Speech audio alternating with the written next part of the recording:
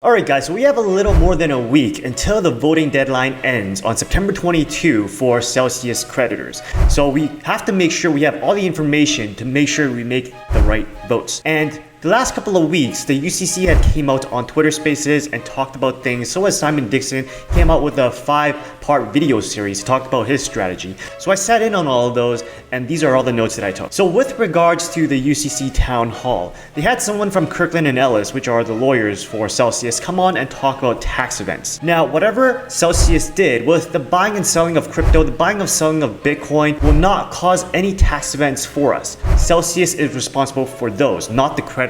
But however, we know that when we get distributions, it's going to come back in the form of crypto and in the form of equity. Well, that equity is a tax event for us because the crypto that you deposited has been forcibly converted, and now we have to take back equity because of that giant hole that Mashinsky made. To do this, what you have to do is you'll have to find out your cost basis. That is how much you bought your Bitcoin or your crypto for when you first bought it. And then you compare that to the equity that you get back in the distributions, and then you'll decide whether it's a gain or loss for taxes. And I know it's going to be hard because you're going to have to sift through your files and find out at exactly what time and for how much you bought your Bitcoin, your ETH, or whatever crypto you bought for. Now, there's going to be PayPal distributions, and to note about that, it's really only going to be for US customers only when you're living in the US. If you don't have an account, then you're going to have to sign up for one. There's no way around it. Withdrawals, however, is not going to cost you any fees. You just got to make sure that you do fill out your ballot and claim your distributions, because after 1 year, what happens is if you don't claim your distributions, they're going to go back to NewCo, and it's more money for the rest of us who did fill in our ballots. And if the plan is not approved, so they're really forcing our hand here as the creditor,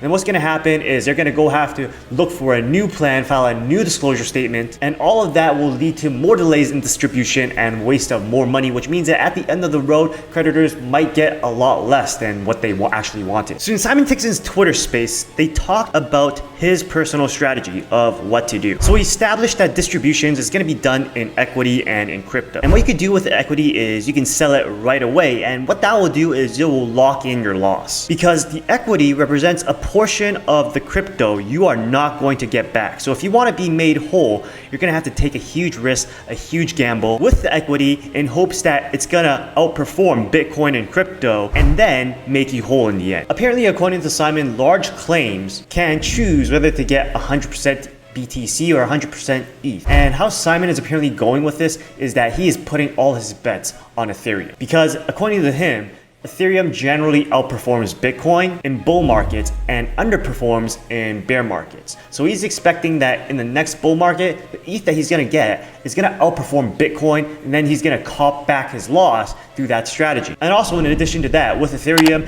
you can do proof of stake in which you can earn a yield. But like I said again, and like he said, this is the high risk strategy, and unless you can actually be willing to take the L, the loss, then I really wouldn't recommend it. Now, the equity represents the mining side, because Mashinsky bought a bunch of miners, but he never really set them up. So what they're trying to do now is set up the miners with NewCo, so when they go up and running, it's going to earn Bitcoin for us. And if NewCo gets listed on NASDAQ as one of the mining companies, then what's going to happen is that institutions like Vanguard and BlackRock, which already owns a bunch of mining companies through their ETFs and mutual funds, they will have no choice but to also have NewCo on the list of shares that they own on their ETFs and their mutual funds. Now, lastly, in addition to that, any litigation concerning Mashinsky and co, what Simon is going to do is he's going to put that into ETH staking with more hopes that that is going to help him fill up his hole. But you, on the other hand, might have a different strategy, because we're all not billionaires like Simon is. And when Simon actually feels like he reached his BTC goal, he will convert all his ETH back into Bitcoin,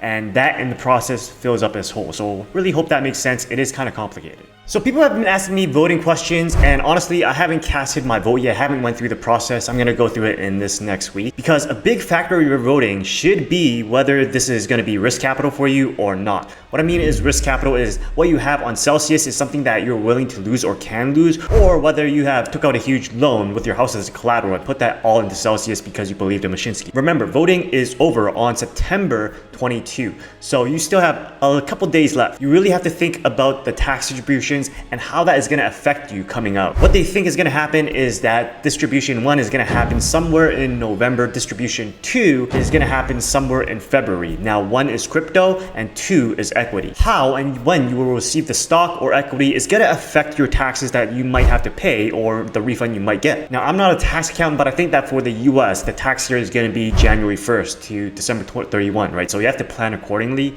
And the third distribution is going to be litigation from what we get from the proceeds of Mashinsky's civil or criminal case. Now, there are a couple factors you have to take into account. Your original cost basis, which means your original investment. You have to dig through your receipts and see how much you bought that Bitcoin for. Your income, interest, staking rewards, all those are going to have tax consequences of somehow. Deposits into Celsius, that is not going to cause a tax event if Celsius traded your crypto, because once the crypto goes into Celsius, they're responsible for the tax liability, like I said before. Now, when it comes to withdrawing crypto from Celsius, I heard that you have like somewhere around 90 days. So take your time with it because you want to see what happens and then you want to reassess how this is going to impact your taxes. Now that's as deep as I want to go there. I want to talk a little bit about US taxes. Like I said, this is getting complicated faster than you can imagine. So Celsius assumes no taxable event upon deposit. So when you deposit it into Celsius, there's no taxable event there. So Celsius assumes that borrow and earn were tax ownership transfers. So whatever they do with that Bitcoin or ETH that you transferred in, that you deposited,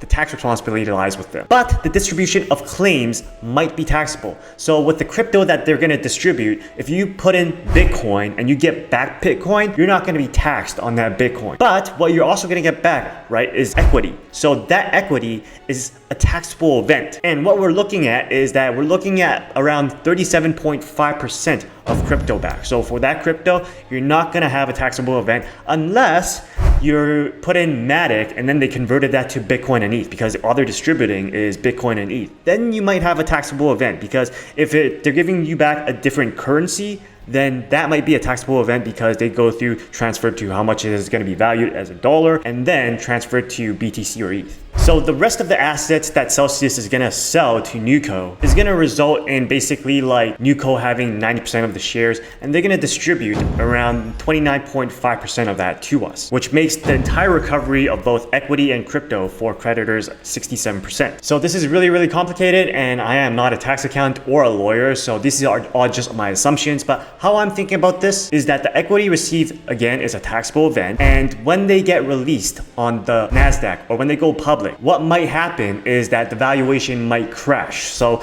let's say you originally bought Bitcoin at 30K. If the valuation of your share of the equity that you get back ends up to be like 15K after Nuco crashes, then that's going to be a tax loss, right? Because you lost money. But if it stays the same, or if it actually rises, then that's going to be a gain. So you're going to have to calculate that on your own. It's going to be a really tough calculation. I am just imagining how I'm going to calculate it because I have no idea right now. But again, all these numbers are arbitrary and I just pulled them out of the air. So basically, at the end of the day, your tax consequence is going to be based on what's going to happen after all this is a done deal and you get your equity back. Because after that, if people sell Nuco, that is going to cause sell pressure. That is going to cause tax consequences, potentially, based on where you entered in, right? So everybody bought Bitcoin at different prices at different times. They have to calculate for themselves where they are based on what the end valuation of Nuco is going to be, the end valuation of that equity.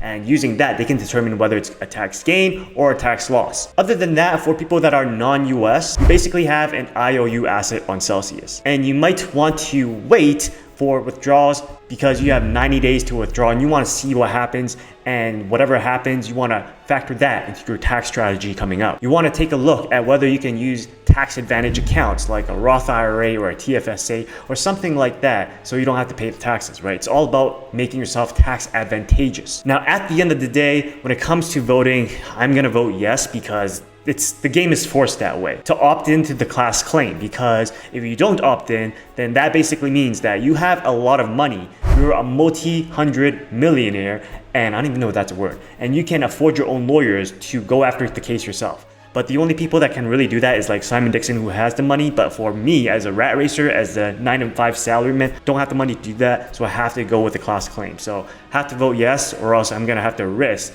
going through another disclosure statement, which means that you might end up like Voyager. So that's basically it for this video. I just want to make it short and sweet, though I don't think it was short.